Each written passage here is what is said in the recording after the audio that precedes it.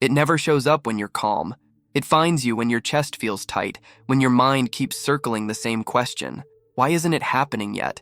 Maybe you've been trying to stay positive, visualizing, doing everything the right way, yet the silence on the other end feels louder every day.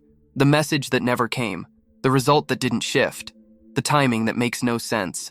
But here you are, hearing these words right now, and that isn't random. Because reality doesn't send you what you ask for, it synchronizes with the frequency of your readiness. The moment you stop pretending you're fine and start vibrating honesty, even if that honesty is uncertainty, life moves again. This isn't magic, it's resonance. Think of it like a mirror that doesn't reflect your face. It reflects your state. When you stand before it desperate to see change, it shows you more waiting. But when you exhale, drop the mask, and meet it with what's real, it bends. The reflection rearranges to match your coherence. You didn't find this video by accident. Your field pulled it in the moment your nervous system softened just enough to receive a new signal. Because manifestation isn't a mental command. It's a vibrational permission slip. Maybe you've been fighting your own mirror, trying to make it move first. But what if the reflection is waiting for you to shift the expression you're wearing inside? The truth is, the universe doesn't respond to effort. It responds to embodiment. And once you understand how that mirror actually works, reality stops feeling random and starts feeling responsive. Let's go there. Reality is not something you walk through. It's something you tune into. Every thought, every emotion, every subtle tightening or relaxing in your body is a signal.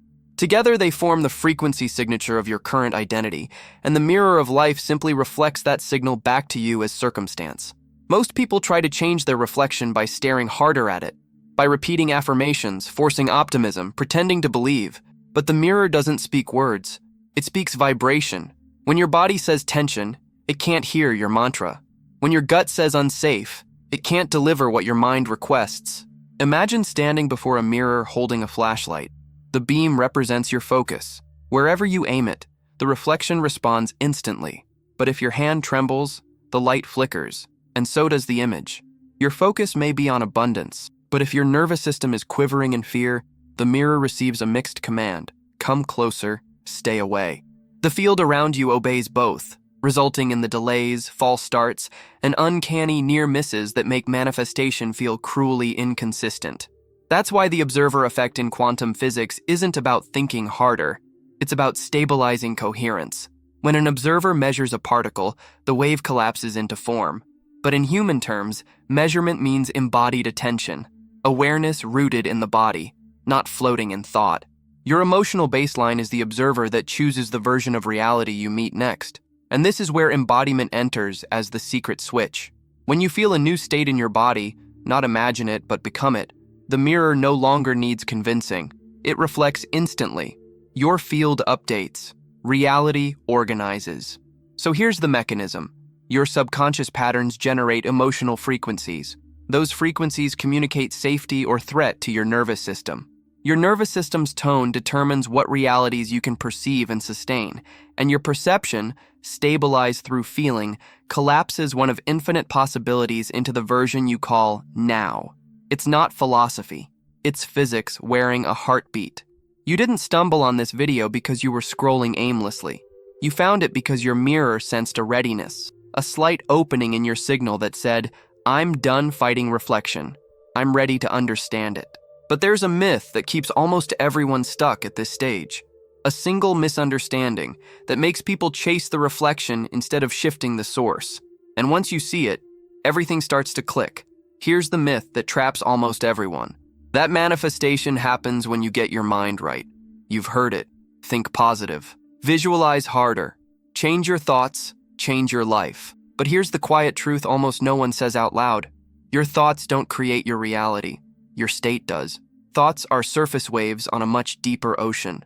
If that ocean is turbulent with fear, no amount of positive sentences will calm it. Let me show you. A woman waits for a text that never comes. She tells herself, I'm fine. I trust the universe. But under that sentence, her stomach is tight, her breath shallow, her eyes darting back to the screen every few minutes.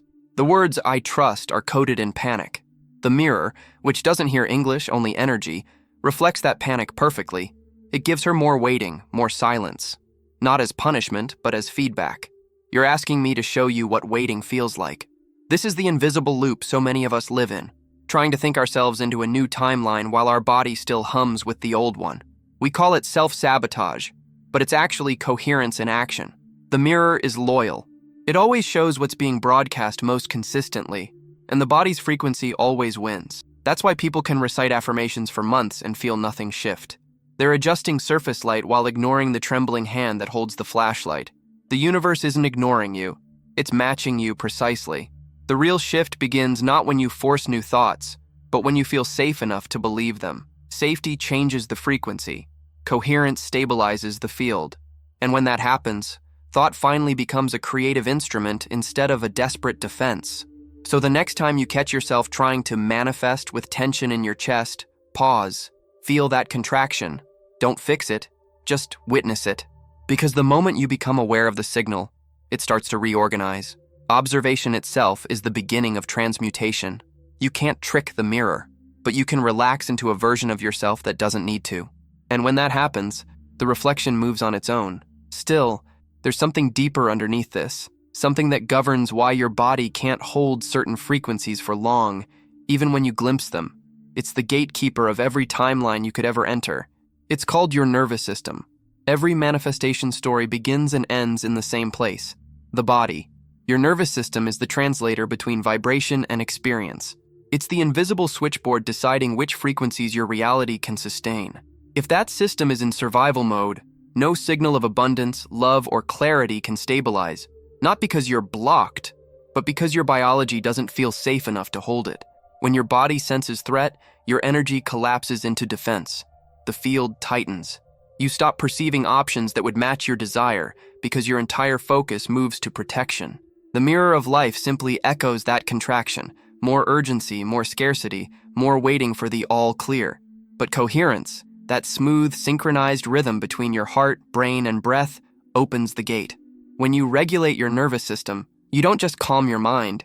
You literally alter the electromagnetic field your heart emits.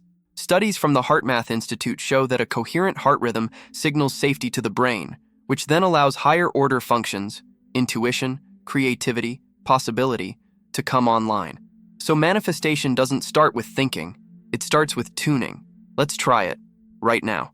Drop your shoulders. Let your breath move in naturally, without effort. Now, exhale slower than you inhale, a gentle release. Imagine your breath flowing in and out through your heart. As you do, bring to mind a moment, not a fantasy, a memory, where you felt genuine ease.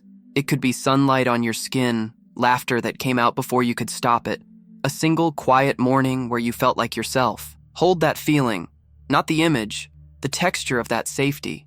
Feel how your body slightly rearranges to match it. The jaw softens, the heartbeat slows.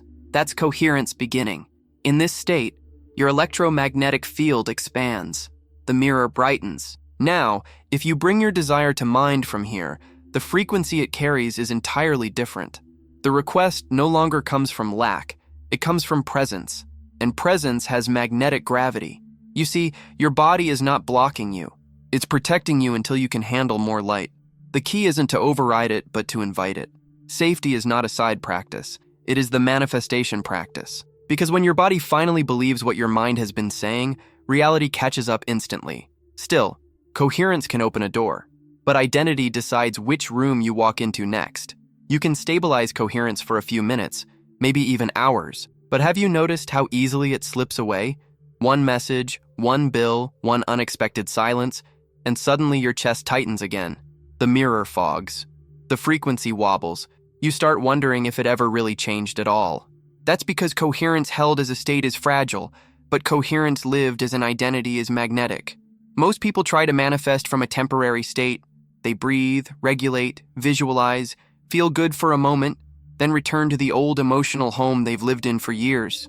The body says, "Oh, we're visiting peace now," instead of, "We are peace now." And the mirror can only reflect the frequency that feels most familiar. Your field doesn't stabilize around what you touch briefly. It stabilizes around what you are willing to be consistently. The question isn't, how do I feel abundant today? It's, who am I when I no longer feel separate from abundance? Identity isn't an idea. It's a frequency pattern held across time. It's the sum of what your nervous system has decided is safe to experience. If wealth feels unsafe because you associate it with loss, your body will subtly repel it. If love feels unsafe because connection once hurt, your field will dim around intimacy. This isn't self-sabotage, it's self-protection. The evolution of manifestation begins when you stop trying to get into a vibration and start becoming the kind of person who naturally lives there. That's embodiment, the deep reprogramming where your body, emotions, and energy align behind a new identity instead of performing one. So the real task isn't to maintain a high vibe, it's to update the version of you who's broadcasting. The goal isn't mood management, it's identity coherence. Ask yourself, if I already were the person who has what I want, how would my body feel? What would safety feel like inside that version? How would I breathe, walk, speak? Identity is not something you think into existence. It's something you rehearse with your nervous system until the mirror stops questioning who you are. And once that identity stabilizes, something extraordinary happens. The field reorganizes in ways your logic can't predict. Opportunities appear not because you hunted them, but because you tuned to the timeline where they were already waiting. But what if there isn't just one version of you? What if, right now, there are countless reflections, parallel realities, each already existing, each ready to respond the moment you align with the version that matches them? Here's the wild truth most people sense but rarely understand. There isn't one fixed reality. There are infinite parallel versions of you, each one broadcasting at a slightly different frequency, each living a slightly different outcome.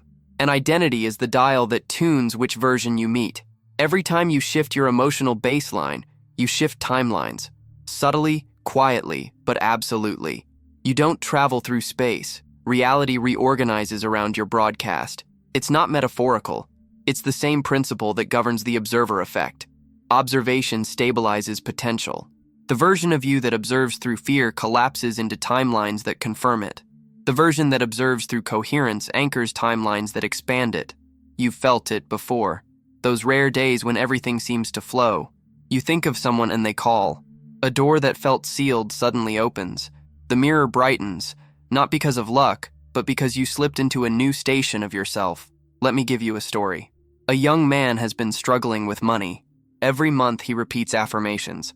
I'm abundant. But beneath them, his body vibrates with panic every time he checks his account.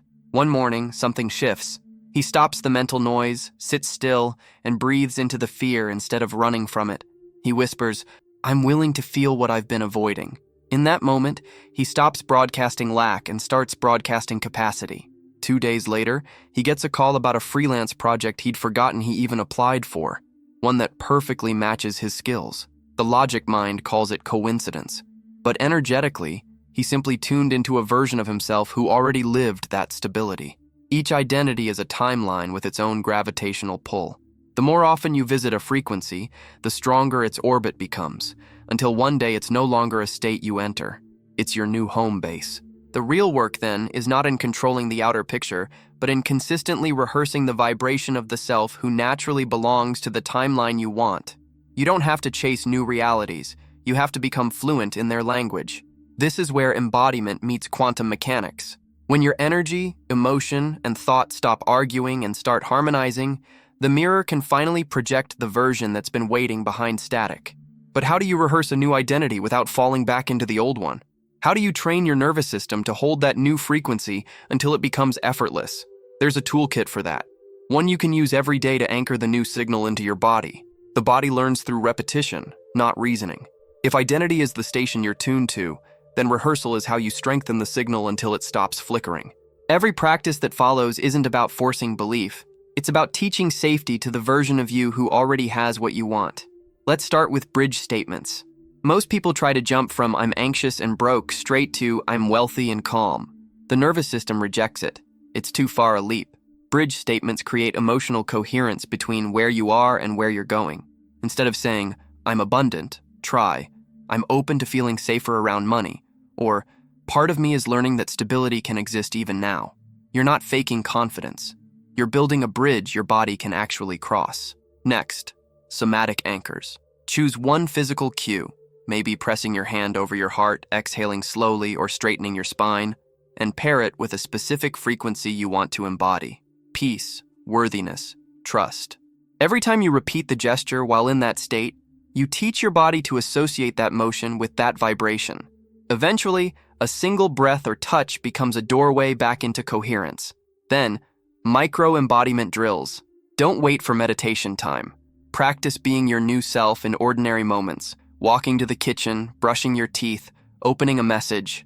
Ask, how would the version of me who already lives this reality move right now? Feel their pace, posture, tone. You're not pretending, you're tuning. Finally, the mirror check. At the end of each day, ask, what did my reflection show me today? Not to judge, but to track.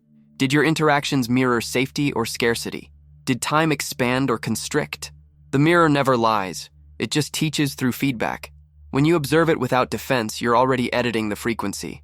Each of these practices rewires embodiment gently, sustainably.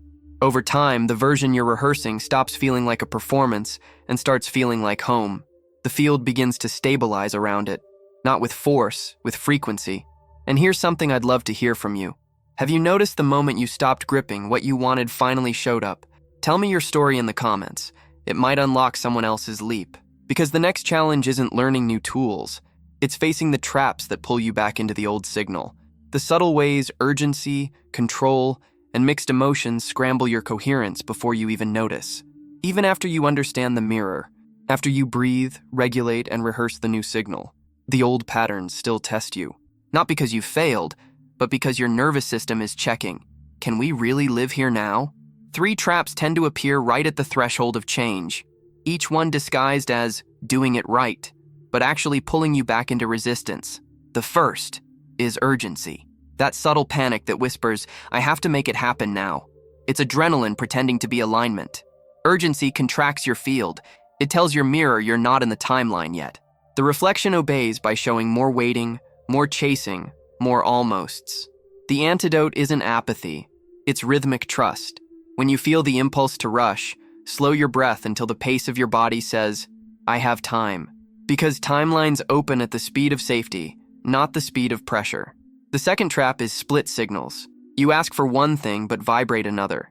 You visualize a healthy relationship, but secretly feel safer in independence. You affirm abundance, but flinch when money comes close because intimacy with receiving still feels vulnerable. Split signals confuse the mirror. It doesn't judge your desire. It just amplifies your dominant tone. So you get half manifestations, the text that never leads anywhere, the opportunity that almost works out. Integration begins when you stop judging those near misses and start decoding them. Every partial reflection is showing you exactly which part of you still feels unsafe in having what you asked for. And then comes over-control, trying to script, time, and analyze every step of the process. The mind clings to logic because surrender feels like free fall. But control collapses possibility. It filters infinite potential through the narrow lens of what you already know. Reality can only surprise you to the degree you let go of micromanaging it. Control is the opposite of coherence because coherence requires openness. Each of these traps is a mirror test. When they appear, they're not blocking you. They're asking if your embodiment is stable enough to stay in the new frequency. And when you respond with softness instead of strategy, you pass. Because the real mastery isn't avoiding contrast, it's staying coherent inside it. Still, coherence isn't just for meditation or journaling. The next step is what truly rewires reality, bringing the signal into the smallest, most ordinary moments of your day until it becomes the default vibration your mirror reflects back without effort. This is where the invisible turns real, where frequency stops being a concept and becomes a lifestyle. Because coherence means nothing if it collapses the moment you leave your meditation cushion. Integration is when you stop doing alignment and start living it. You don't have to add hours to your routine. You just start paying attention in ordinary places. While you're walking, eating, replying, creating, every micro moment becomes an invitation to broadcast the new signal. When you wake up before touching your phone, take one slow breath and ask, which version of me is opening my eyes right now? The stressed one, rehearsing problems before coffee, or the coherent one, grounded in trust that the mirror adjusts itself. As you walk to work or drive through traffic, notice your rhythm. Are you moving like someone rushing toward the thing they want, or like someone already moving with it? Let your breath set the pace. When your body feels safe, the field expands. Even the air around you seems to move differently. That's not imagination. That's coherence broadcasting. At lunch, when you eat, treat each bite as data, a signal you're sending that says, I nourish the version of me I'm becoming. When you scroll and feel that flicker of comparison, instead of forcing gratitude, just name it. I see the mirror showing me where I still believe I'm separate. That single recognition resets your vibration faster than any affirmation. And when you speak, in meetings, with friends to strangers, feel the tone of your voice. Every word carries frequency. Does it come from fear or from inner safety? Coherence can be felt through language before meaning is even processed. Integration isn't about perfection, it's about constancy. You become a walking transmitter, every heartbeat a calibration. The world begins responding not to what you want, but to who you are being while wanting. That's the real secret. The reflection doesn't change because you shouted louder. It changes because you stopped leaving your signal behind when you stepped into real life. And once this state becomes natural, something larger starts to move through you. A current that expands beyond personal manifestation, touching every domain of your world. Because coherence, once stabilized, doesn't just rearrange your own mirror. It ripples outward, altering relationships, health, creativity, and purpose in ways that defy logic but feel unmistakably right. And that's where the next chapter begins, the expansion. Once your internal mirror clears, life begins responding at every level. What used to feel random starts feeling orchestrated. You speak, and synchronicities move like echoes, not because you're controlling reality, but because you've stopped arguing with it. That's when coherence extends beyond manifestation into creation. It stops being about the thing you wanted and becomes about the kind of signal you've become, one that organizes harmony wherever it goes. In relationships, this shift is electric. You no longer chase connection because your energy has turned magnetic. People sense your presence before you speak, not as performance, but resonance. You stop needing to prove your worth because your field is already broadcasting safety. And from that safety, you attract others who mirror it back. Love becomes less of a negotiation and more of a frequency match. In creativity, coherence feels like flow. You're no longer pushing ideas out of fear of running out. You're tuning into a stream that was always broadcasting. The mind quiets. Intuition takes the lead. You create not to be seen, but to transmit what you've embodied. That's why the work suddenly feels effortless. You're not inventing, you're translating. And when it comes to health, the mirror gets even more direct. Every thought and emotion creates a biochemical echo. When you live in coherence, your cells start reading a new signal. The body recalibrates around safety. Inflammation lowers, energy rises, recovery speeds. Healing stops being something you chase and becomes a byproduct of alignment. Let me show you through one last micro scene. A young athlete has been battling exhaustion. He keeps pushing through, training harder, controlling every calorie, demanding his body perform. But the mirror keeps showing fatigue. One morning, he sits alone before practice, places a hand on his heart and whispers, I trust you. He feels his shoulders drop for the first time in months. That day, he doesn't push. He listens. Every movement flows cleaner, smoother. The coach watches in quiet disbelief. Nothing external changed, except his frequency. That's the power of expansion.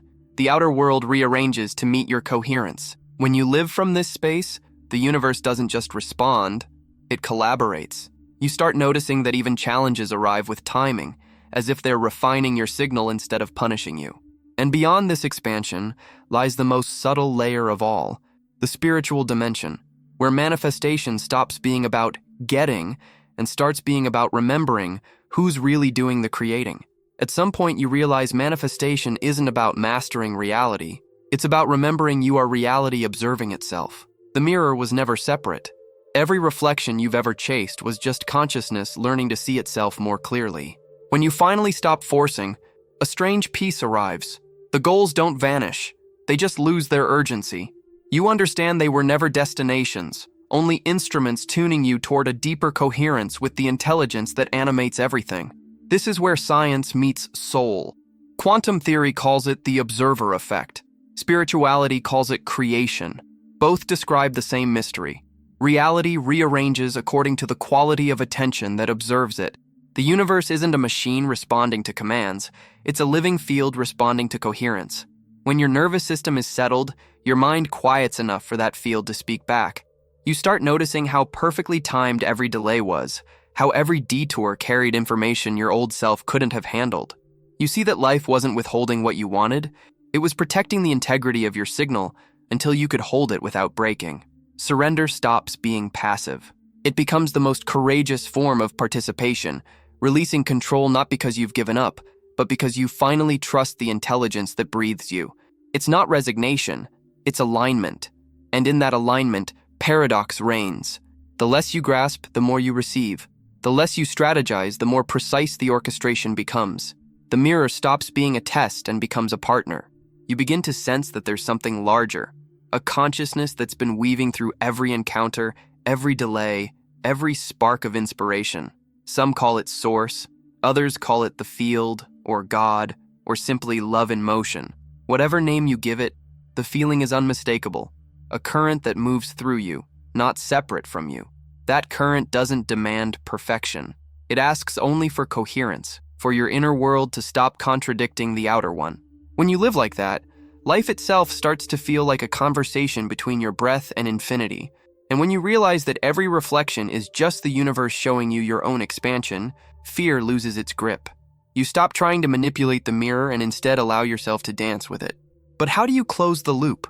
How do you bring all of this, the science, the surrender, the embodiment, into one clear realization that stays with you long after the video ends? That's where it all comes full circle. Here's what most people never realize until the end. You didn't find this video, it found you. The mirror pulled it into your field the moment your frequency aligned with the message it carries. Every word you've heard has been your own higher coherence whispering through another voice. You're ready now. Because the whole journey was never about learning how to manifest. It was about remembering that the reflection has always been yours to shape, not by force, but by frequency. Everything you've been chasing already exists as a living station in the field. The moment you embody the version of you that belongs to it, you tune in, and the signal becomes reality. No struggle, no chase. Just resonance. Think back to the mirror. It's been standing there the whole time, waiting for you to stop begging it to move first, waiting for you to breathe, to soften, to meet it honestly. When you finally look into it without disguise, not demanding, not performing, it bends. The reflection brightens. Reality shifts. So if you're watching this, you're already in motion. You've crossed from seeking into remembering, from trying to control life to realizing you are life, observing itself into form.